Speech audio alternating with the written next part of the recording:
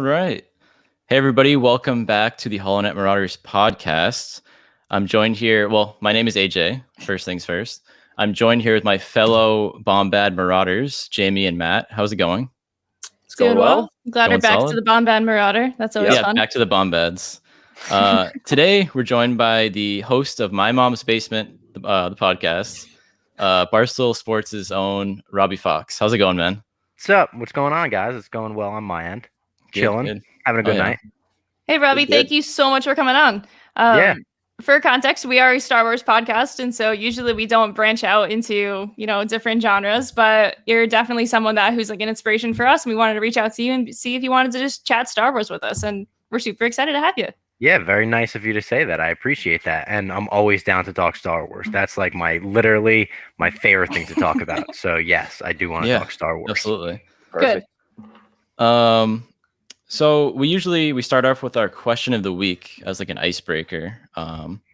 So our question of the week pertains to our guest here today, and it comes from my friend Drew. So shout out to Drew. And the question is, what Star Wars character would be the best UFC fighter?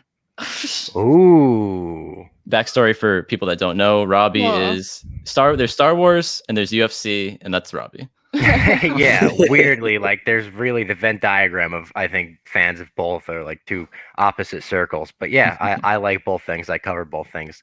It's a good question. I loved, I think it was the first episode of Mandalorian season 2 when he goes in and sees the Gamorreans fighting. Because I was like, oh, that's like they're doing organized fighting in Star Wars. Who would be the best? Well, it depends too, because you say, do you take like a Jedi? Do you take a Jedi allowed to use the Force? Because at that point, that might be. But it's Superman fought.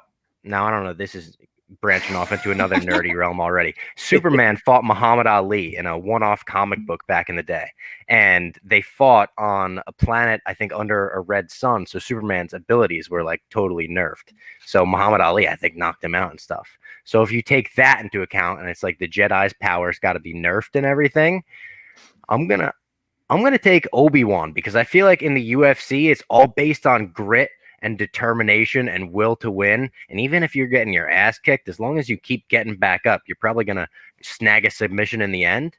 And I feel like Obi-Wan finds the high ground, even against Anakin, probably a more skilled fighter. Yeah, found a way to win. He had that will to win. So, and maybe I'm just excited for the new show, and he's been in the news. So I'm like, oh my God, let's go. I know. We'll get to that later. It seems like you've thought about this question. I mean, you just put it a lot there. I'm sorry if I just went on a big tangent, but yeah, that was good. That's perfect. Answers. So we are including that's without the Force. Yeah. So I'm saying you nerf his abilities, and I'm saying he's going to be the best just because he's got that grit. He's like a Forrest Griffin type, which I'm sorry if you don't get that reference, but he was, the first Ultimate Fighter winner. He was just absolutely, he would end every fight with blood all over his face, but he would still win anyway. Yeah, that's Obi-Wan. Yeah. I'd say that's Obi-Wan. Jamie or Matt, who do you guys have? I gotta go with Darth Maul, just up front. Imagine Maul versus Kenobi. That's a great answer. There it's you go. kind of a karate thing, yeah. Yeah, even also if you strip the Force from him, he is still pretty much unbeatable, except against Obi-Wan. So you can't really punch him in the head, so I think he has an advantage. Really? Does he have the metal legs? That's another good question. Yeah. Pre-Naboo or post-Naboo? Yeah, he's got the metal legs. Go for it. No. Sure. You can't let him in the octagon with the spider legs. No, just the spider legs. The solo legs. Definitely. Yeah. What about you, Matt? For me, the first person I thought of, and I'm going to stick with this, Therm Scissor Punch. Okay. Okay. I mean, he's got a great name for it. Yeah. Yeah, He does. Explain. So he was playing Sabak at the table in Solo. He was, I think, to the right of Han Solo. He's a big burly lobster man with giant claws. You and your background aliens. His name is Therm Scissor Punch, and I think he could take anyone in the octagon. You could picture that on one of those old school boxing shirts, that just has the fighter's name on it or something. Yeah, definitely. I love it. Guys, what are we doing? I have Chewbacca. Yes. Who's gonna beat Chewie? Rips arms off. Yeah, he's like a Ronda Rousey, a male Ronda Rousey. Yeah. There you go. A furry male Ronda Rousey. These are all really good takes. Unsure of who Matt's still is. These guys but don't know third it's punch. very on brand. I'll have to look them up. I love it. So that brings us into like our first question for you, Robbie, and it's a question we ask a lot of people that we get to meet. What is your Star Wars origin story or your Star Wars backstory? How'd you get into it, and how'd you like fall in love with it? I think it's similar to a lot of people. It's a family thing for me. So I have an older brother. He's 12 years older than me. I also have an older sister, 9 years older than me. So I'm like the baby of the family. And my brother was in the perfect age for the 90s re-release. So like our uncles were massive Star Wars fans. They were kids when it came out. So they took him to see the re-release and they were like, we got to share this with you. And then he had all the toys. He was the biggest Star Wars fan in the world. Went on to name his firstborn Luke, and his daughter has the middle name Rey. So that's how deep it runs in our family. That's awesome. And Nice. he just introduced it to me for as long as I could remember. So like, I don't even know necessarily my first Star Wars memories. I was a huge Phantom Menace fan, would watch that constantly. I remember sitting 2 inches from the TV at my grandma's with all my action figures, loved Qui-Gon because he had a green lightsaber, green, my favorite color. And I would unwrap her like massive tubes of wrapping paper and then use crayon to color in the tube as lightsabers. And they were great until you clashed like once, and then they would immediately go floppy. And it was like, all right, you know what? It was worth it for that one hit, me and my cousin Kenny. So it was like a complete family thing. Like my cousin was Anakin and I was Jango Fett for Halloween the year Clones came out. And, it was just like that every time we hung out at family parties in the pool, it was, I have the high ground, Anakin, don't jump, like just all that stuff. So my brother, my uncle, and then when the sequel trilogy came out, I live in the city now. My brother lived in Jersey. So I would go see the movies like at the 7 p.m. release date, immediately rush back to New Jersey and then see it with my brother at like midnight. So we would go twice on opening night to keep the family thing going. Nice. So that's what it is for me. That's awesome. Yeah, that's great. The things that I've like learned like recently, in general, it's people's like Star Wars stories is it always does go back to their family. And even if it's not their own family, it literally runs in the theme of Star Wars, their found family. Like they fall more into it themselves because they chose to like find that thing and they find like their friends living it. And it's like one of the coolest things about Star Wars in general is you can always find your favorite part of it and find your people within it. Absolutely. Yeah. It's funny you mentioned the cardboard tubes or whatever, because I'm pretty sure when I was little, I took like either a paper towel roll and made it like Darth Maul's hilt, or I took like a toilet paper roll and made it just like a regular hilt, drawing like the red button on there for Qui-Gon. But yeah, that's funny. That's a great backstory. Yeah, I like drew one on my arm. Yes, I was like, I always need one. I want to get to that too. What so what is the story behind like that tattoo? You were just like, I want the legacy hilt, as we call it. It was actually when my nephew was born. It was like my brother named him Luke. I was like, I would love some sort of tattoo for Luke, and then his sister is Harley, so that's Harley Quinn's diamond. Oh, sick. So like I have something, and now I have another niece, and I'm getting a tattoo of her soon. But like I just like having something for everyone. So everything on my arm is like something for a family member. So that was the Luke thing, and then I was like, do I get his Return of the Jedi one? And I was like, nah, I'm gonna get the legacy one because I love the prequels, I love the sequels, I love the idea of having the saber that was in the entire Skywalker saga. Yeah, that's perfect. Yeah, and my favorite picture, or the best picture of you with that tattoo is your profile picture with Mark Hamill holding it. What's the story behind that? So it's actually crazy. Do you guys know Jeff D. Lowe works at Barstool? Yeah, he does. He does with the Lights, Camera, Barstool stuff now. Yes. Yeah. So at the time, he was working at Good Morning America. He was doing social media for them. And we were friends just from like Star Wars Twitter, literally tweeting about Star Wars back and forth. He tweeted me or DM'd me and was like, hey, Mark Hamill's going to be on the show promoting Last Jedi. Would you want to come sit as an audience member and just see it? And I was like, absolutely. If you can get me a ticket, I would like to be in the presence of Luke Skywalker. What are you, friggin' nuts? And he gets me the ticket, and then I had the tattoo appointment booked because of my nephew and everything, and it was going to be after this happened. All of a sudden, the schedule gets rearranged, and he was like, "Hey, Mark Hamill's actually going to be in the week after." I was like, "That's crazy! I'm going to have a friggin' tattoo by that point." And it just so happened that after Mark Hamill did his segment, his interview, which, being in the presence of Luke Skywalker, I was just like in a forced daze or something, and he calls me over. He's like on the other side of the stage. He's like, come on, quick. It's like, me. So I run over, and he's like, show him your tattoo. We told him about it. And he grabbed it. And I don't know if you guys have tattoos, but like in the days after you get a tattoo, it feels like a sunburn. Oh, and I'm telling you, he slapped that thing. He was like, let me see it. And he kind of whipped it up, and like we took the picture, and he got whisked away by his handlers or whatever. I met him for 2 seconds. He said he thought it was awesome. And then he posted that picture on his Instagram, like before I did almost. I was like, I didn't even post this yet, Mark. That's so funny. And he said something funny. He had like, a funny Mark Hamill, almost dad joke caption about it. And my brother worked on Broadway at this point. And he texted me and he's like, bro, my friends at Colbert are telling me that Mark Hamill was talking about some kid with a lightsaber tattoo. I was like, you crazy? And then 2 seconds later, it's announced that he's on Colbert that night. And we were like, oh my God, are you kidding me? So it was a crazy day. And still, it's my profile picture years later. I don't think that'll ever change. I think I'll be a 50-year-old man and people will think I'm like a catfish, but I just can't change that. I don't blame you. That's like a highlight. Yeah.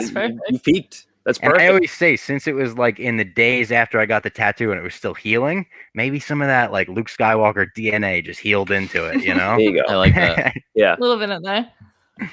I love that. That kind of brings me to, the big thing we're going to talk about today. The four of us are all sequel trilogy lovers. And we know how that goes on social media. We know how that can go. But Robbie, I know you really loved Last Jedi. Matt here, it's one of his favorites as well. Yeah. You guys probably have similar rankings now that I think of it overall. But yeah, talk about, I guess, first time seeing Last Jedi and just your overall thoughts of it. So first time seeing Last Jedi was with Jeff D. Lowe. We have a lot of Star Wars memories together at this point. We're like Star Wars buddies. And he got, I think at this point, I don't think it was like a screener for Barstool. I think he might have still been working at Good Morning America, and he got like a +1 to a Disney screener of it, because that's the parent company of GMA and stuff. And he's like, do you want to go see it, a few days early? Now, for me, this was more than just like, oh my God, I'm seeing a Star Wars movie early. I was at the point where people were like trying to find out spoilers to spoil the movie for me, because they knew that like I really, I cared about it. So I was like, I felt like I was walking this minefield, and I was like, yes, I need to see this movie. I need to. So we saw it. It was at AMC Lincoln Square, which is like, we our home theater. So it was like the coolest thing. Blew me away. And I remember like seeing the Yoda scene for the first time, and you see the back of his head. I remember seeing the Holdo maneuver for the first time, the Rey and Kylo going back to back, all of it. Mind blowing. Coming out of the movie and just being like, I don't feel anything like I felt after The Force Awakens. And I love The Force Awakens, but I came out of that like, oh my God, Star Wars is back. I left The Last Jedi like my world just got rocked. Like, I don't know what that was, but I loved it. And I remember Jeff, I think it was his second time seeing it, because he worked the premiere in LA. And he said to me right away, he goes, I don't think people are going to love that. He said, I think that people are going to be split on that. And I said, you're crazy. And now I'm like, oh my God, of course they're split on it, because now, for years we've seen every perspective, every side, every angle. But after the movie, and then I went on opening night with my brother, my sister, my brother-in-law, like we had the big family thing, of course, and we all loved it. The whole theater was cheering, like the Luke death scene, we were all crying. Spoilers if you haven't seen it, come on. But I left that and everyone loved it. And I remember like checking Twitter that night, and Clem, who I do my podcast with, My Mom's Basement, tweeted, I really did not like The Last Jedi. And I was that was the first person that I saw that didn't like it. And it was like my co-host. I was just like, what? And I immediately texted him. I think I just texted him like a sad face emoji. Like, buddy, what's going on? And we've talked it through for hours now, but it's almost to the point where we treat it like politics, like a family treats politics at the Thanksgiving table. Like, we're just going to avoid this topic because we're going to go down a rabbit hole that neither of us are going to agree upon. But yeah, it's crazy. It's, almost like that thing that we feel like we saw two different movies. Oh my God. Yes. I mean, exactly. I remember opening night for me, it was Thursday night. We were going to see it in IMAX. And I remember at that time, people had already started to see the movie. And I waste a lot of my time on Reddit, like a lot of my time on Reddit. Who does? That's a real understatement. Huge understatement for Matt. He lives on Reddit. He doesn't waste, he lives. This is true.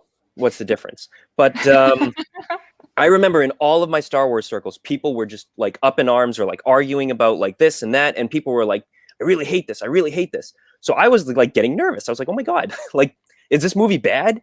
And I remember like pacing like my living room before watching the movie. Like it was like, this was Star like the Wars big fans event. can relate. Yeah. Oh I mean, that's how it was before The Force Awakens, just because it was like, I hope they nail this. I hope Star Wars is good again, but that's how I felt. Exactly. But I remember going to the movie, being in line to see it. And we went to like the 10 o'clock show. There was a 7 o'clock show beforehand. And everybody was piling out of the theater. And I just remember seeing one guy who was just in tears. And he looked like right at us. And he just went, as he was walking to the bathroom. And I was like, oh man, this is it. Like I was just over the moon. And I remember spending a lot of the time in the theater watching the movie going like, okay, so is this the part that people hate? Like what's the part that people hate? And I watched like all of the scenes. Like I got through the whole movie and I was like, wait, why did people hate that movie? Like I was leaving. I was like really thinking like, why are people so angry about this? And I still to this day, like I've heard everybody talk about it, but I just can't relate. It's one of my favorites. I mean, I'm not ashamed to say I saw it in theaters 7 times. Ooh. And all 7, people were cheering, people were reacting to the big moments. And like by the 6th, 7th showing, I've seen every take about The Last Jedi on the internet. The internet's completely split. The Rotten Tomatoes score, people are trying to tank it. And I was almost befuddled because I'm still going to the movies to see it. And people are still reacting big to all the moments they have to. They're still laughing at all the moments that they're supposed to.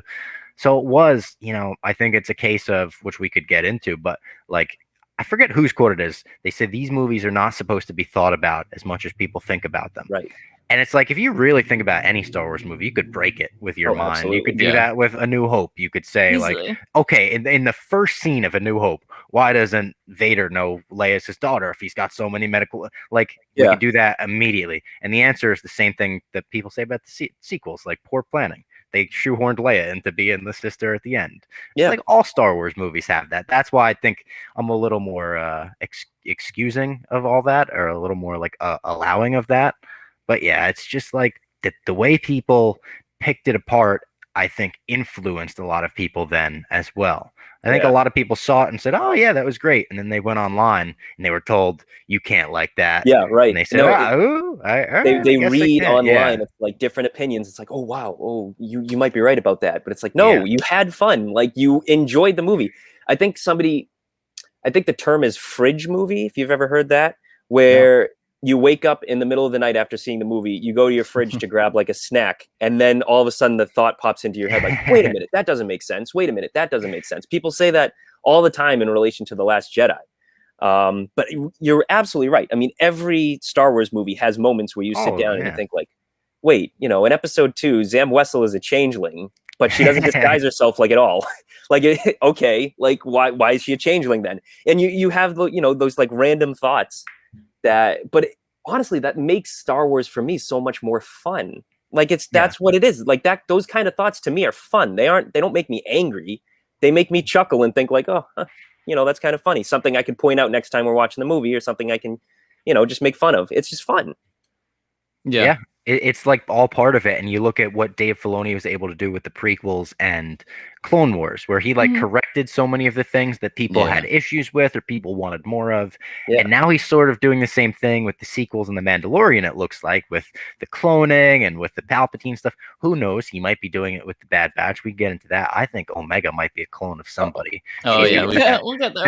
I mean, the haircut. Oh, my, we could get into it. But, I think that is also part of it, where it's like Filoni making the stuff better, Filoni filling in the gaps, or us being like, wait, that doesn't make sense. And then later getting stuff to make it make sense. it works. Look at Rogue One. It's a whole movie based on the concept of like something that people originally looked at as a plot hole, where they were like, "What? It would have just a hole in the middle of it." Yeah, exactly. Yeah, I love that stuff. That's like what makes Star Wars, like you said.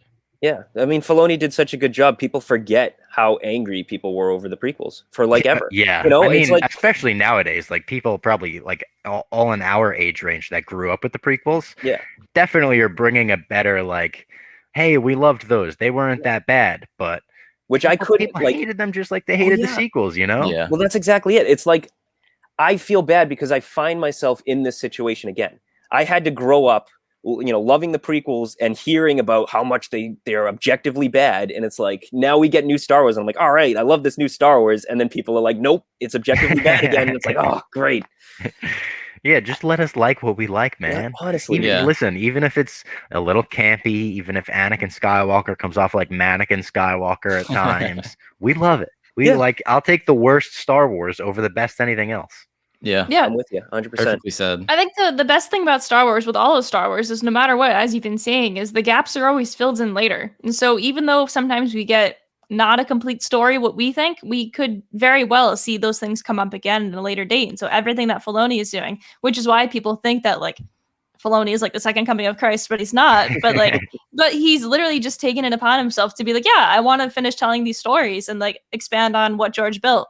And it's something that like, I feel like we're going to be getting more creators like that, not just Filoni at the head of it, because I know I trust him, but I really want to get more people involved, like with like the overall like story of it in general. I think that's one of like the biggest like criticisms like with it is everyone's like, yeah, stay Filoni, and I'm like, he's good, but get us some more people. And so like I just want to get like more people involved with it, so that way it can be like make the stuff, so that way everyone can really enjoy each of their sections of the movies, and then in the end, the actual movies will be much better because we have all of the supplementary content. Yeah, absolutely. If they had like even just like a story development team of take someone from the book, someone that's written books, someone like Claudia Gray, right? Lost Stars, she wrote. Tremendous book. Take someone from the video game development team that worked on Fallen Order, because that was tremendous. Take someone from like every one of those realms and have them work on like the next High Republic project or something, and have them all do something together where we get a video game, we get a comic book, we get a TV show, we get an animated special, we get like I agree with that. If you take like just get a team together and announce it as like a team, have them all wear friggin' silly uniforms or something, like make it nerdy, make it something that nerds want to root for. Like I mean, that harkens back to Shadows of the Empire and The Force Unleashed, where they did like multimedia projects, comic, book, video game. And my favorite thing that nobody talks about, but Shadows of the Empire, they made a soundtrack just for like the book. It was like, okay, like do that again. I want soundtracks for the High Republic. Like I have a question, and Matt would probably be the one to answer this in the most part, but Shadows of the Empire, when all of that came out, was it well received, or is it looking back on it, people are like, oh yeah, this is the best, or was it when it came out, this is the best? Like that was pretty, what's that take? Shadows of the Empire was pretty popular when it came out, I'm pretty sure. I think it was too, I think people loved it. I know like the sales were crazy because it inspired like way more toys than they originally anticipated, which is always a good sign. I love the crew cut Chewie figure with the eyepiece and everything. He's great. But it was a clever idea. That was the first time they'd really experimented with that. A movie without a movie, right? It was like the same story. Aren't they about to go back to that time too? Am I saying that correctly? Like in the comics or something? Yeah. Yep. War of the Bounty Hunters. It's the same basic concept where Boba Fett is getting Han to Jabba, and all the other bounty hunters are after him. Yeah. That and it looks pretty good. Dirge is coming back. I don't Dirge. Yeah, he's in Afra. Yeah. So that's going to be interesting. That's going to be fun. Going back to the whole like the online backlash over Last Jedi and whatnot, like, and then most people like in the theaters, you said, Robbie, everyone was applauding and excited. Going to Star Wars Celebration in Chicago, I remember Matt saying to me like, oh, you think everyone in this room is excited about Rise of Skywalker because maybe they didn't like TLJ, but then everyone in the room was like pumped when the trailer was coming out, and sometimes I go back and I watch those reaction videos to that Rise of Skywalker trailer because me too. it's so pure and everyone is so excited. I mean, we were in the what we see on the internet. Yeah, we got to experience that firsthand, at Celebration. We were in the overflow room when they announced it, and the Palpatine cackle comes over the title. Everybody just lost their minds, and it was just a moment of just pure joy. Yeah. Even or anything else. I was at Celebration too. Even the 45 minutes after that, in the whole area outside the overflow room, outside the theaters, people were running around high-fiving each other, we're back, Skywalker, Palpatine, everyone's back. It was just I always say Celebration's the greatest place on earth because it's just a bunch of nerds embracing the fact that we're all nerds. But it was the happiest day ever. Yeah. It was like the picture out of end of World War II with the sailor kissing that's what it looked like outside the doors. Yeah, the war is over. Yeah, exactly. Pretty much. But I mean, just conversations with people at Celebration, in person, everyone's so positive, but it's just unfortunate. The fandom. Shout out today, they announced 2022, right? They pushed it up from August to May. Yeah. So see you in a year. I know, and I haven't been to Star Wars Land, so man, we haven't either. Yeah, we haven't either. Matt you guys are in for a treat. I have a friend who went on Rise of the Resistance last week with his son, and he was like, "My son thought I just legit took him to space, and he might think that for the rest of his life." So he's like, "You got to get out to California or whatever for it." Yeah. I love that. I love how everything, a lot of the new content recently. So just literally the Disney parks, and so kids experiencing Star Wars for the first time. I love not to segue completely into the Bad Batch, but I love in the Bad Batch how we're experiencing Star Wars through the eyes of a child again. So seeing Omega's journey and just everything. We love Omega. I can't. It's just so good. It's just so pure to see a Star Wars story from the very beginning again like this. And we really thought we would be getting a continuation of just a group of dudes, but I'm glad that we're getting a tale that's literally from the beginning of someone's actual life, and it's really cool to see it that way. I agree, and I was one of these people who super positive about Star Wars. I'm always going to love Star Wars. But when they announced the Bad Batch show, I was like, oh, really? Yeah. That was out of all the Clone Wars stuff, I was like, I didn't even love that. I felt by the end of their arc in season 7, I was like, all right, I'm just about done with you guys. Send you on your way. Yeah, exactly. But I mean, of course, I'm going to give it a shot. Of course, I'm going to stay up till 3 a.m. Eastern time to watch it on release day or whatever. Mm-hmm. And I love that they added the Omega aspect in because it's not just a Bad Batch show. Like you said, we're experiencing all of this through someone else's eyes. We're getting to see the Order 66 stuff, which I'm such a mark for. You give me anything Order 66, I'm injected into my veins. Yeah, absolutely. And that's me. Just the fact that we got the opening episode as the feature. I feel like that's the future of animation. I liked episode 2 and stuff, but man, I wanted another long 70-minute one. I was like, if you could give us 3, give us a trilogy instead of a season at this point, and just work really hard on those features, because that felt like a movie. By the end of the first episode with Crosshair and the door opening, that was cinematic. That was awesome. So yeah, I mean, I love the Bad Batch. I love the Clone Wars logo burning into the Bad Batch logo at the beginning. I'm a sucker for all that stuff. The nerdy elements of it are fantastic. Yeah. I know some people had an issue with the stuff in the beginning though, because apparently it contradicted canon, but I didn't read that comic, so I don't care. Yeah. The comic. Is that the comic that it contradicted? This is the comic, yeah. So we've covered it briefly, but I mean the shortened version is accept what you want for canon. The actual total. I'm a big headcanon guy.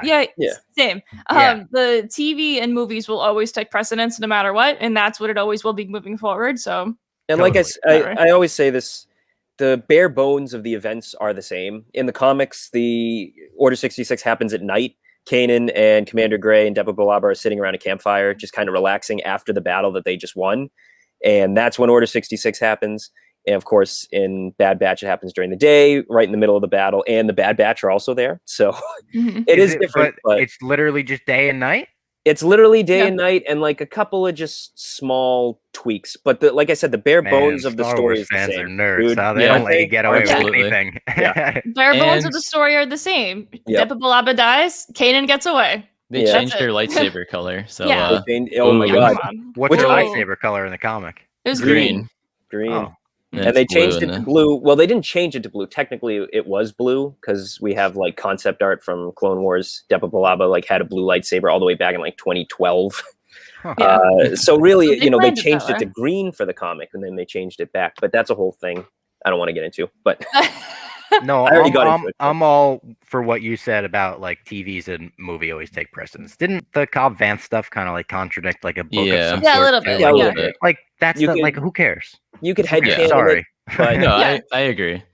I mean, just Um, having a book character appear in a TV show was like enough to just fry my brain in terms of like, wait a minute, this doesn't line up. Like I didn't care. It was so exciting. This is a weird thing to bring up. I have a weird headcanon thing about The Last Jedi. Ooh, Okay. In my mind, on time works differently in Octo to allow Rey to train a lot longer than Of she course. appeared to have. we go So through like while uploading. everything else was happening in the movie, Rey was on Octo for like at least a month. I could see that's that. kind I of mean, the that's same with like Empire, right? that's what With people Luke. say about Exactly. Dagobah. Yeah. Exactly. Yeah. So I don't blame you for that. A lot of And these, by like, the way, forced the people that necessities- pick that apart and they're like, Rey didn't get any training. Like Luke literally balanced some rocks on his foot.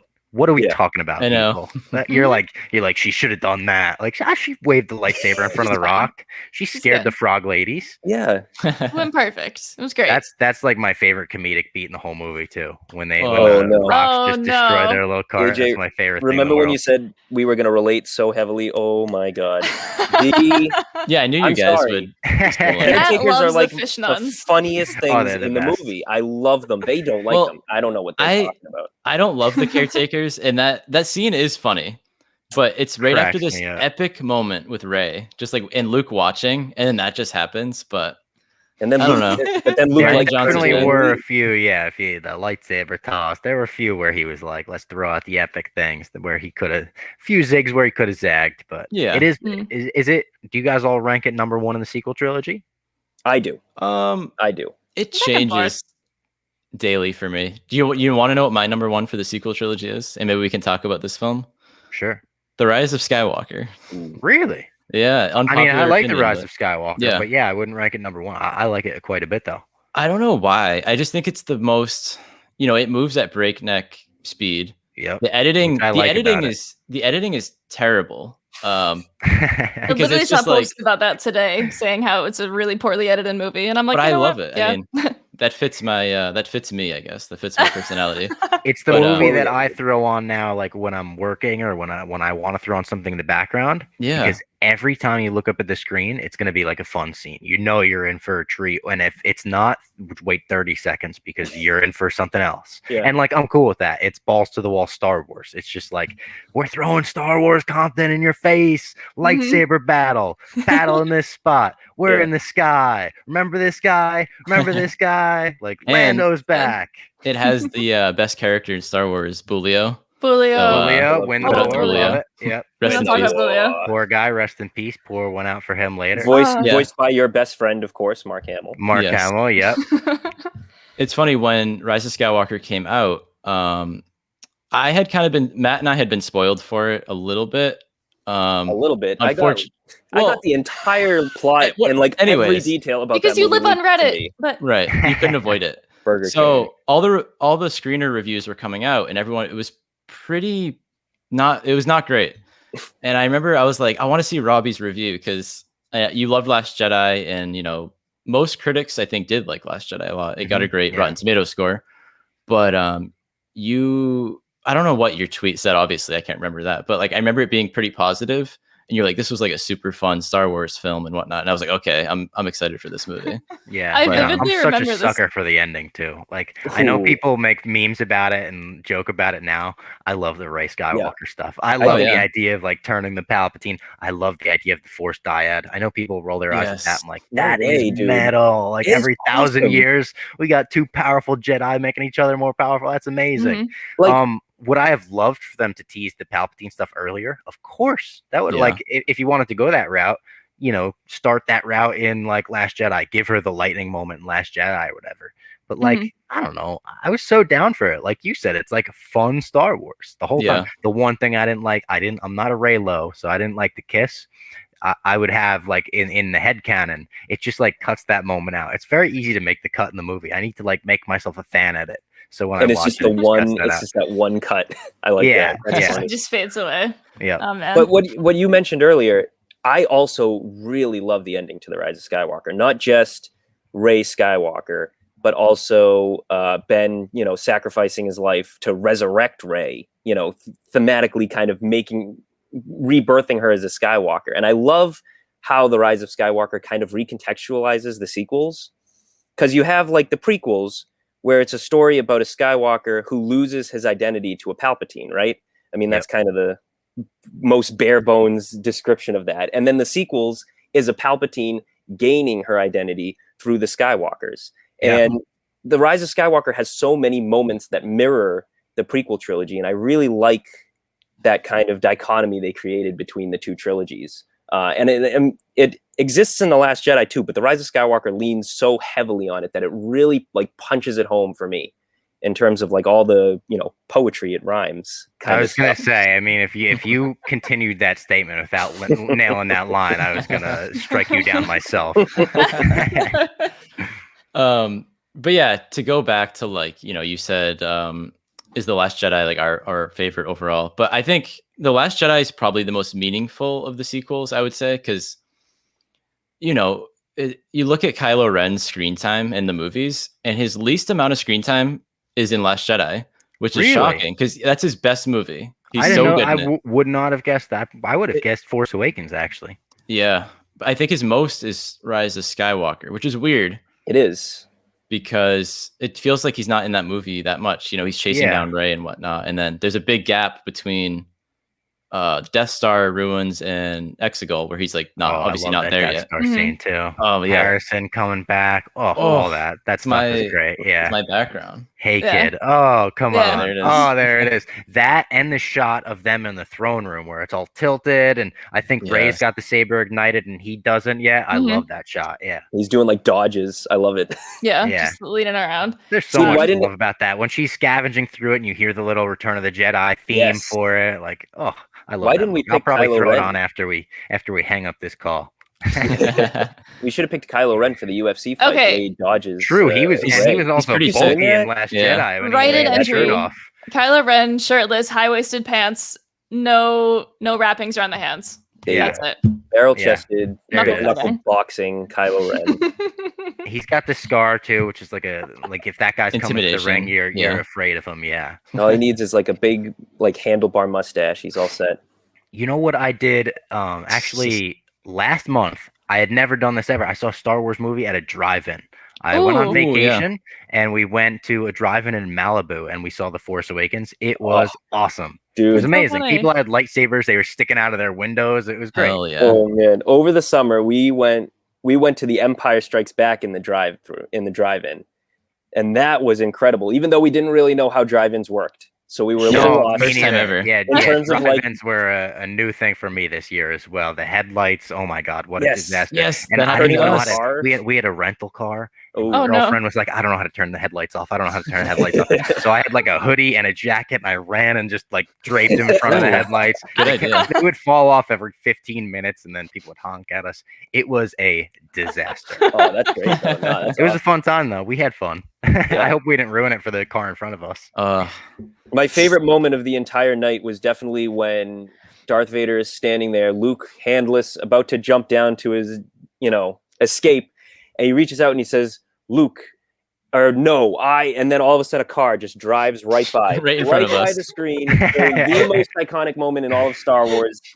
And to this day, we still don't know what happened. No idea. Couldn't tell you. But like, who's leaving during that scene? Because people were starting to leave. I'm like, what are you leaving during this scene? Yeah, that was a weird thing too. People were leaving before Rey, went up to Octo with the saber, and I was like, "Oh, come on, she's about to do the thing." And people are leaving. Yeah, I probably saw this before. I've now seen 3 movies at the drive-in, 3 super random movies: The Force Awakens, Jaws on like the 40th anniversary. Nice. So that was a cool one, right? Nice. And Clueless. Clueless. Okay, yeah. Those are all That's great movies. wonderful. Great movies. Yeah. Good Third one variety. is not as great as the other two, but you know. Man. Hey, Paul Those are Rudd. right, Not yeah. bad. Yeah. I saw Spy Kids 2 in a drive-through. Like Ooh. recently? Drive-through. No, drive-in. No, when it first came out. Drive-through. Oh, Oh, okay. okay. When I it can first top came all out. of y'all I though. was like, 'cause- who's playing that nowadays? Are you kidding? Look, Everybody should be. guys, I saw Madagascar at the drive-in. The first one. Oh yeah, I like to So, move it. Yeah. Yeah, the original. And then meanwhile, on the other screen, Revenge of the Sith was playing because it was 2005. But like, that's not why we were there. Damn. Yeah. Missed That's it by that extreme much. FOMO. Yeah. Anyway, So this is something I've been kicking around that I wanted to do. It's kind of on the spot for all you guys, but we talked about Kenobi and we're talking about Bad Batch a little bit, but what of all the upcoming projects, which there's a ton, it's crazy time to be a Star Wars fan. Great time to be a Star Wars I fan. guess Mhm. list like your top 5, top 3 or 5, whatever you want, of like what you're looking forward to the most. okay. I've got a definite top 3, like a locked in, confirmed top 3. Okay. Trying to think if somebody else wants to go before me, I could try to think of a top 5. I'm So trying to think of my third. Mac, it I sounds like guess you're I ready. could go. Let me Well- pull up like Star Wars projects. Yeah. You guys Pretty on the spot. probably know my answer because it would probably be Rangers of the New Republic number 1, Ahsoka number 2, and Mando season 3 at number 3, and then Book of Boba Fett probably at number 4. I'm a big New Republic guy, so all of those shows definitely take precedent. I mean, I'm super excited for Kenobi. I'm super excited for Lando. I guess I'm excited for Droid's Tale, sure. And Visions is going to be cool. I'm actually more excited for Visions because it's coming soon, as opposed to 2022, 2023. But yeah, Don't sleep on Droid Tale. I won't sleep on Droid Tale. But I might put that at the bottom of my list, unfortunately. But everything else, like all the New Republic shows, are definitely in my top 4. Like those are what I'm most excited for. I would love for a animated show like Bad Batch during the sequel trilogy era. I just love all the stuff about the sequel trilogy. I know we sort of got Resistance, but So I was thinking about this today because there's a lot of chatter about Resistance. I mean, like I love Resistance. Like I have like the Gorg, the little fighty thing, just like up there from Celebration. But like, and I have a special spot for Resistance, but it's such a kid show. I wish they named it something different because it's barely about the Resistance. Really. Like Kaz might be an agent, but like they could have done so much different. Like they literally could have called it like Star Wars The Colossus. That would have been fine. But like I feel like if there was a separate show called Resistance, it would be like superb. Like literally just like the backstory of what's happening like on like the base on like Ajan Kloss. Like give me that tale. Like that's all I want to know about. Like what's going on with like Beaumont Kin? Like what's he doing? Yeah. Like, I would love to see that. I want to know about the king that Han was supposed to deliver the Rathtars to. Like, show me delivery. that guy. Yes. Yeah. Show me Conja Club. I want Conja Club. I want the Guavian Death Squad. Whatever. Like I want all that stuff. I definitely have a top 5, by the way. I was forgetting that we had a movie in the process. So number 1 for me is Kenobi, without a shadow of a doubt. Love everything about this like project, everything about Ewan coming back, Hayden Christensen coming back, him getting another shot, him actually being in like the Vader suit, them doing the rematch or whatever. That sounds like it's a UFC fight the way they're hyping that up. So Kenobi, without a shadow of a doubt, number 1. Which I don't know if you guys saw the story today that Noel Gallagher was running around saying that he gave Ewan McGregor his first lightsaber battle ever because apparently he did. At Noel Gallagher's 30th birthday party, Ewan McGregor was like, I just got Star Wars. I'm in the new Star Wars movie. And Noel, a huge Star Wars fan, was like, I've got 2 lightsabers. Let's see what you've got. And he made him fight him in the garden. They were both drunk. Ewan says he barely remembers it. But ever since, Noel Gallagher's been running around being like, I taught Obi-Wan Kenobi everything he knows.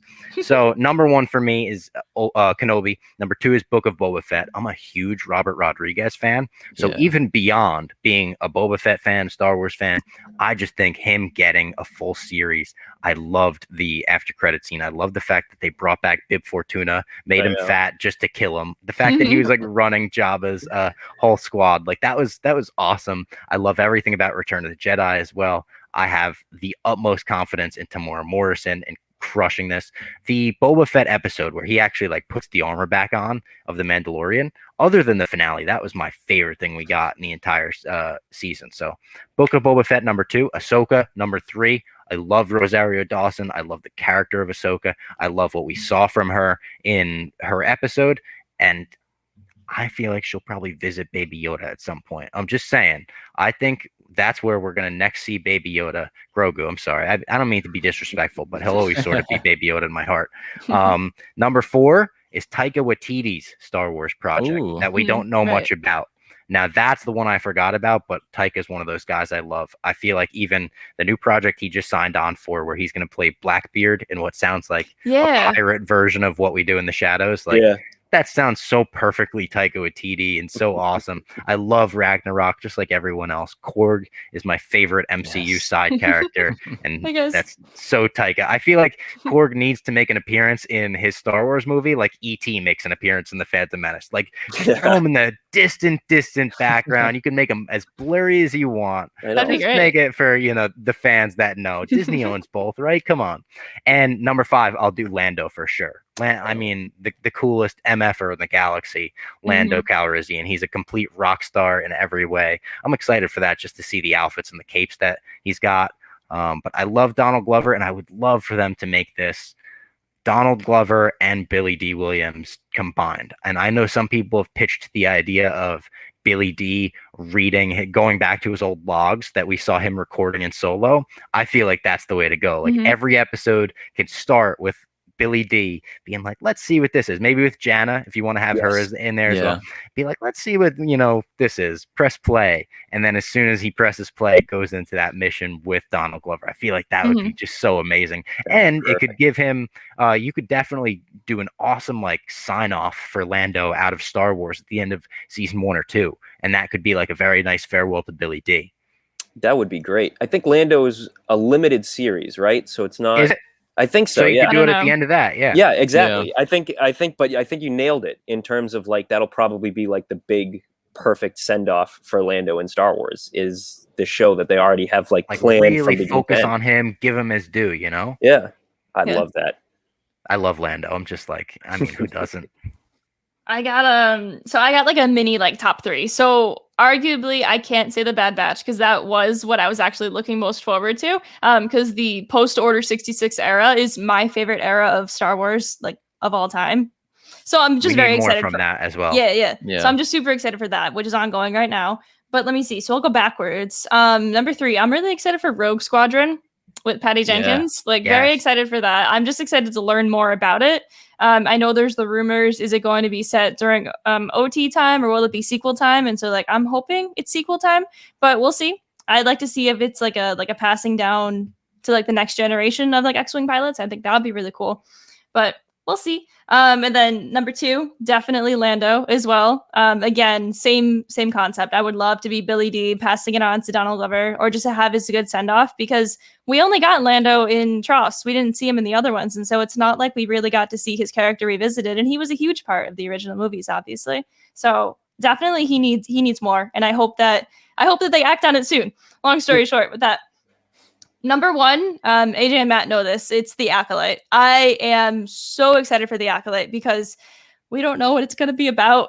Yeah. And it's also in an era that we pretty much don't know anything about. So it'll be the end of the High Republic. And so everything that's ramping up right now with the High Republic, all the stories coming out, like it'll lead to the events of The Acolyte. And I'm just so excited to hear more about it. And hopefully it'll lead into everything with Sith Eternal that we see in Rise of Skywalker, just again to give more backstory to everything going on there. So, yeah. I hope that one gets weird. I hope that is like almost the WandaVision of those shows, if you want to call it that, where they really let them go out there and like show us that weird Sith worshipping stuff. Like show us all the strange stuff. Like I hope I could say that about all of these shows. Like kind of like let them go nuts. Show us how big this galaxy is after focusing so much on the Skywalker family and so much on one, like show us everything now. Give us that weird Mortis stuff. Give us like everything. Yeah. Taika is definitely going to get weird with it. I mean, that logo, I don't know what's up with that logo. That it's logo like the Schoolhouse Rock logo. That they used in the background. That's like, you already know it's going to be off the rails. I hope that he's just doing live action holiday special. He's redoing it, and it's like he'll do the cartoon version of it live action. Bring it on. Man. Bring it on. My I have a soft spot for the holiday special. It's my Christmas Eve tradition every year. oh yeah, perfect. you got it. And now there's the Lego version, which is it's cute. That, It's good. that cute, was it's pretty cute. good. I watched Yeah. it with my nephew. Yeah, he loved it. Obviously, Yeah. it's just got and it's got the adult kind of. I don't want to say adult jokes, but the fan jokes, like where it's like if you're a big fan, you're like, oh, look at that. That's a Yeah. good callback. Yeah. It was I'm excited nice. for the Lego game that's coming out. Oh The yeah, Yeah. complete I saga. can't It's wait. been pushed Whenever back it's 1,000 coming out. times, but Yeah. Whenever. eventually. So that's my number one thing. No, okay. No, but it like actually is. No, I'm kidding. I'll go Yeah. backwards here too. 5, Book of Boba Fett, for all the reasons you guys said, pretty much. I can't wait for that, and that's in December, so it's not too far Mhm. off. 4, Rangers of the New Republic. I almost said High Republic. I can't wait for that. And Harrison Dula is like badass. She's my favorite. I guess my favorite pilot in Star Wars, which is maybe a hot take, but She's arguably your favorite character. So let's just like she's leave up. it at She's that. like top 3. Yeah. So number 3, Mando season 3. I can't wait to see where they go with that. Bo-Katan and Din Djarin. Who knows what's gonna happen there? I feel like who knows where they go with that. I mean, Yeah. it felt like season 2 could have been the series finale with Yeah. how Definitely. much they wrapped Mhm. everything up so perfectly. So I'm with you on that. That Yeah. like goes without saying. Mando is my favorite stuff in the world. And Grogu's gonna have to work his way back into the story somehow. He has to, Well, right? I like what Robbie said about Ahsoka, going to visit Grogu at some Yeah. point, because that would give Ahsoka a chance to meet Luke Skywalker as well, which is something we Ooh. need. Like, I mean, Yeah. We need that. come oh my on. goodness, dude! Like, If you can make Mhm. him look as good as you made him look at the end of season 2, like oh, give us the- that. Come the on. emotions in that scene would just be like off the charts. It'd just be And unbelievable. Just like everyone else, I want to see Grogu have that little ball in the end of his lightsaber. Like, come on, that's a Yes. must. Mhm. You got to show us that at some point. For sure. Did he keep the ball? Yeah. I think he. Didn't have it. No. Mando has the ball, so you can Mando have to has give the it back ball. to him at some Did- point. So there you you Didn't know? go. have There's the, the but end. Grogu still has the necklace though. Yeah. Okay. Where was I? Mando season 3. Number 2, The Acolyte. I'm there with Jamie. I hope it gets weird. I hope it gets very Sith and dark. It's cool to have a show or a story that follows, dark side users. Or we're assuming. I don't know if we know for sure if it is. Yeah, I don't like, know if we know Sith anything stuff. about that. Who's it made by? Is it made by the maker of Orange is the New Black or? She directed Russian Yeah. Doll. I can't remember Oh her name. yeah, Russian Okay. Doll, which has the actress from Orange Yeah. is the New Black. Right. Oh, what's her name? I can't remember her Headland. name either, but Leslie Russian Doll Headland? people love. Yes, Leslie Headland. Yes. Yeah. Leslie There Headland. you Good go. one. So that they're involved. Like, talk about a good creative force to involve. Like they're picking from a good batch right now. Yeah. Definitely. Absolutely. We were talking earlier about expanding, creators. This is definitely like the perfect time for it. Yeah. And then my number 1 is Rogue Squadron, the film Mhm. in 2023 with Patty Jenkins I think directing so. that. Yeah. So I love the little teaser behind that with her. Like, I love that video. That was what her great. Yeah, dad that was was a fighter great. pilot, and she Mhm. always wanted to make a fighter pilot movie. And it's like, okay, Star Wars, X-wings, and it's like it's so I'm I don't a know. sucker for X-wings too. So like, yeah. I love those old video games growing up too. So like, if we could finally get I love the Rogue One dogfighting. I feel like that was the best stuff we saw in Yeah. space. Yeah. But if we get something expanded on that, and what was the other one? Andor. I was gonna say. Goes Ooh, without right. saying, Wow, Andor. yeah, I think it'd be Andor. sick. None of us mentioned that, but Ah, I am pretty excited for that. And I feel bad saying I'm more excited for like season 2. But if they're really not going to have K2SO in season Yeah, 1, like right. I know. he's one of my favorite droids in all of Star Wars. So Yeah. I'm like really excited for them to get to that stuff as well. They have to. Loki, There's no one of way the they're not. saddest deaths in Star Wars Oh, was yeah. when Big K2 dies. K2. Yeah. And that was And we didn't mention Kevin Feige has a Star Wars movie. yeah. Oh And yeah. I Hmm. wanted to point out for everyone, pay close attention to Loki because the writer of Loki is the writer of Kevin Feige's Star Wars movie. So I think okay. Loki's probably going to be awesome because it probably made Kevin Feige be like, oh, that was great. Yeah, you could write my Star Wars, step up Okay. to the big leagues. Yeah. So pay attention to that. It's written by Michael Waldron. He wrote that, and I think he's a writer on Rick and Morty. Okay. That's a good Nice. take. I have zero expectations for Loki because I just like Loki. So like I think it'll be really good. I know we know it'll be good, but like zero Owen- expectations. Owen like, only Wilson. Got got- Owen Wilson in it. Yeah. I keep forgetting, and then every You time I can't see a skip that. trailer, I'm just like, Wow. Oh, Look at yeah, that. wow. There he is. Oh. Okay. I'm stealing this from another show that we went on. Shout out to all new nerds. But Robbie, what is your hottest Star Wars take? Is that the right way to phrase that? Yeah, I think it is. My Okay. hottest Star Wars take. I'm a big Ewok guy. I know some people aren't, but at this point, I feel like that's not much of a hot take. No. People our age are It's like down it's with a Ewoks 'cause lukewarm we take. we grew up with them, so it's like, why would we dislike them? And why would anyone dislike them in the first place? What's my hottest Star Wars take? I'm sure I have one. I'm gonna think of one in the shower like tomorrow morning.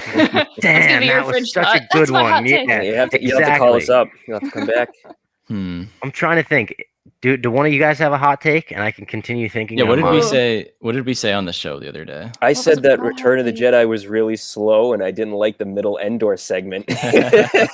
So there you go. So I'm flashing with you there. I feel like this also isn't a hot take. Like, I don't like. I think Phantom Menace is a better movie than Attack of the Clones. Yeah, that was my hot take. Okay, like people that say Phantom Menace is the worst of the prequels, I think are crazy. Yeah, I think it's like pretty considerably better than Attack of the Clones. I like Revenge of the Sith the best. I think that's because I think I was like 7 when that came out, so I was at the age where like I could fully immerse myself in buying the action figures in the lead up to that, seeing it in theaters. I brought like the Kellogg's light up spoon to the theater because I was just so like excited for it. Absolutely so that I have like the ultra nostalgia for. I think that's why I like it the best. Yeah. But after that, I would definitely go Phantom Menace. And listen, I love Attack of the Clones. Like I said before, I'll take even the worst Star Wars over the best anything else. But like even nowadays when I put it on, there's scenes that I laugh at in the worst ways. There's scenes that I struggle to get through. There's scenes where I'm like Natalie Portman's midriff just ripping perfectly in the gratuitous, like, here's her abs, ladies and gentlemen, on blue screen. Like, there's just the moments where you're like, what were they thinking? People swinging the lightsabers and you also look at it now like with an adult brain of like, how did they make a moment where like 1,000 Jedi light their sabers all together? And it's almost like an Avengers Endgame, like Avengers Assemble type deal. But you look at the gravity and the weight that moment had versus like the 1,000 nameless Jedi who were massacred and who died. And this was like a massive turning point in the Jedi and them being backing force of the Republic or whatever. It's like, it's kind of just, you know, it was cool to see the lights flash for a little bit. It's a cool gif, them running at each other. It's a cool gif nowadays. But like, it's a crazy moment because like that battle is an absolute mess. But then also like once the clones like swoop in, it suddenly becomes an epic moment, and then it becomes an awful moment when Yoda totally can't speak. I don't like Yoda with a lightsaber. Maybe that's a hot take. I'm not really down for any of the Yoda lightsaber stuff. I'm like, he looks like a silly little pinball. Yeah, that's a fair take. If you want to enhance your Coliseum Jedi viewing experience, watch the deleted scene for that if you haven't already. The deleted scene where Ki-Adi-Mundi and Co. they go to shut down the droid control facility. It's like a whole extended. I don't think I've seen this. It's on Disney. Check it out. Yeah, watch it. It is the funniest thing you'll ever see. It's so funny. It's unbelievable. Unbelievable. If you're ever looking in general for any sort of time killer, watch any of the behind the scenes stuff for the prequels. Like there's like a full documentary for each of them. The Phantom Menace one. The doc on the Phantom Menace is my favorite thing in the entire Phantom world. Menace one is my favorite thing in the entire world. It's just like, I forget the exact scene. I think it's when they're mapping something down, like the senators walking down one of those large hallways with the like massive columns. And there's that guy that just has such disdain for George. And he's just like, yeah, George said we're gonna do this, and it's gonna be blue screen. We're gonna do this, and then someone like yells from behind the camera, like, "We're gonna have to change that." And he's like, "We're gonna have to change it, I guess." And he like walks off camera, and it's like it's playing like Spinal Tap. It plays like a mockumentary of like what went wrong with the Phantom Menace. I mean, the footage of like Rick McCallum or whatever after they watched it. George being like, I think we might have gone a bit too far in a few places. AJ always like, it's too late to fix it. It's too late to fix it. Yeah. It's like, oh my god, I can't believe Lucasfilm allowed this footage to go out, but I'm very grateful that they did. That's if you haven't seen that, I think it's on YouTube, right? It's on like the Star Wars YouTube. Yep. Yeah. That's a must watch The for full Star thing. Wars fans. Must watch. Like Rick The height of McCallum's comedy hair for Star Wars fans. getting just crazier watching and Rick crazier. McCallum's hairline just disappear. Yeah, It's it goes just- further, oh, further back. so The good. sandstorm and But there's one scene in that genuinely breaks my heart, and it's when they're laughing at Jake Lloyd, and he's like, Oh, laughing yeah. at me. And Oh. George Mm. sits down with me. He's like, they're not laughing at you. Every time that happens, I'm like, oh, Mhm. look what know. happened to him because they were laughing at him. You ruined this child. Mm. Yeah, poor Jake. So sad. honestly.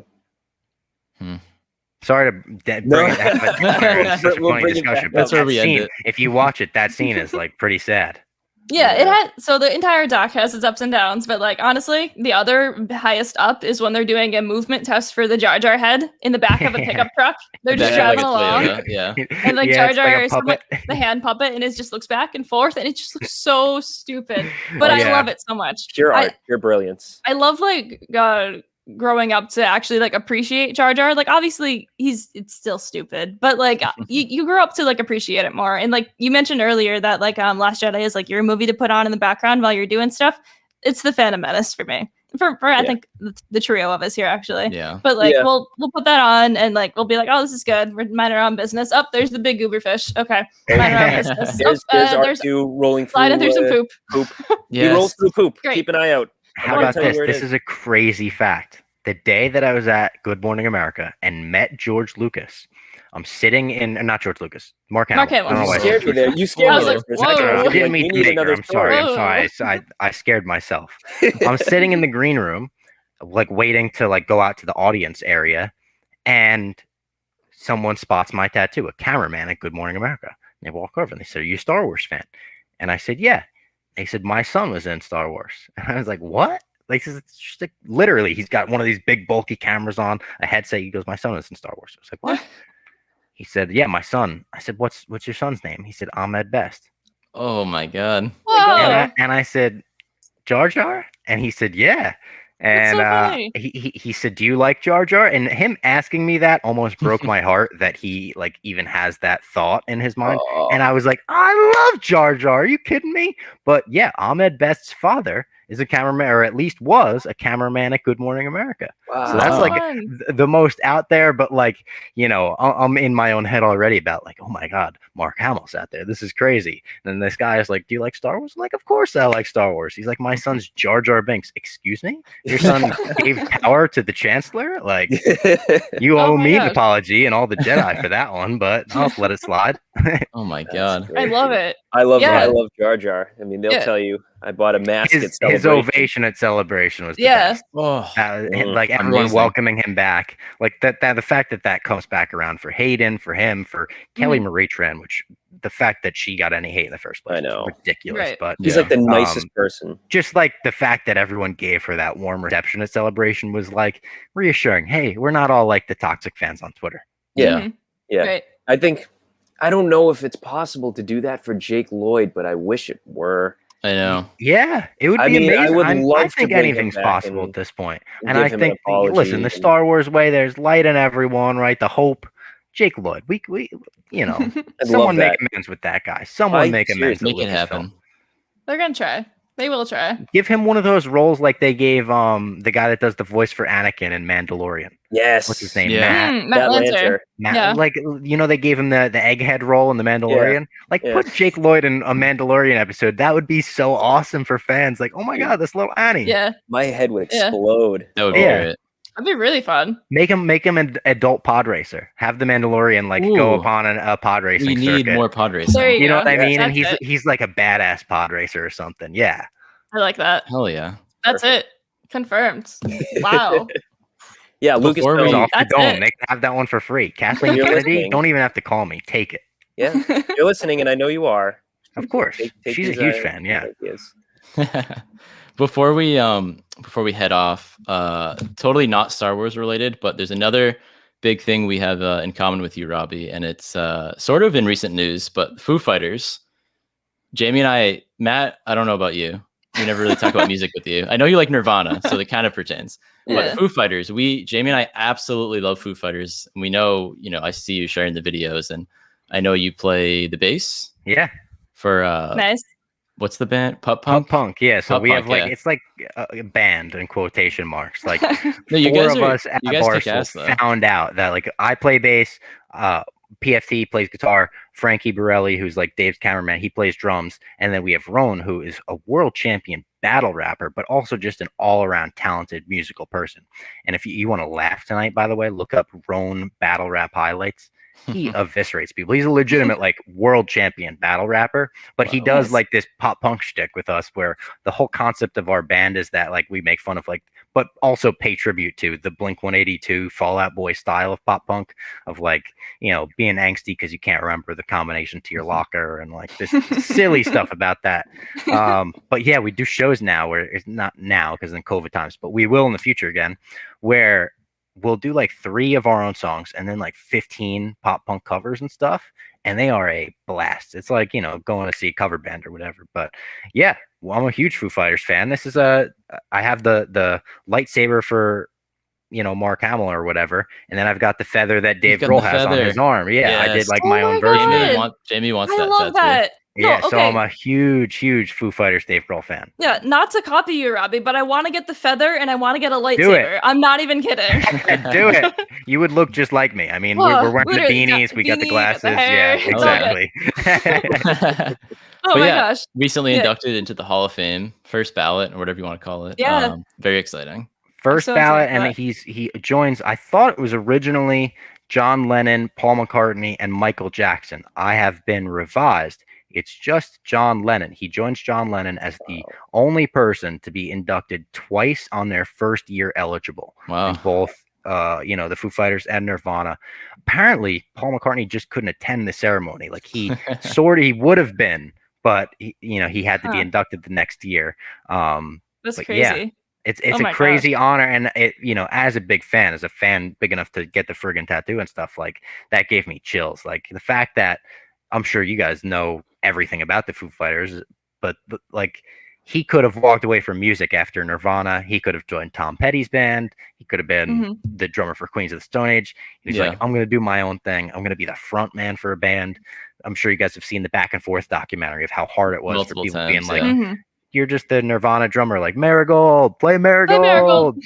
Yeah, like that stuff. The fact that he endured, got through that, and then first ballot Hall of Fame, like he joins John Lennon. It's John Lennon, Dave Grohl. Like to have your name next to a Beatle in any capacity is crazy, let alone Paul McCartney playing the drums on Sunday Rain, like stuff like that. But yeah, it's amazing. It's super excited for the ceremony. Like I don't know who's gonna induct them. It's gonna be Chris Novoselic or Butch Vig or Butch Vig. What a guy. Josh Homme, whatever, from Queens of the Stone Age. Maybe. Like who was there for all of it? Not a lot of people. And to relate it to Star Wars, sort of. Dave's mom. Yeah, there you go. To relate it to Star Wars and whatnot, like the legacy of Grohl is continuing to Violet Grohl now, and their single Nausea. Yeah. Oh, it was her voice is just great, and she's only like 15. Punk, like, right? Yeah. And then Chris Novoselic is in it too. He plays the bass in that track, and it's just like, this is fantastic. Sorry to get so off topic about like music. Totally not Star Wars. No, but yeah, we had to bring it up. If we're not talking, if I'm not thinking about Star Wars, I'm thinking about rock and roll. So this is the perfect mesh of brains. That's definitely it.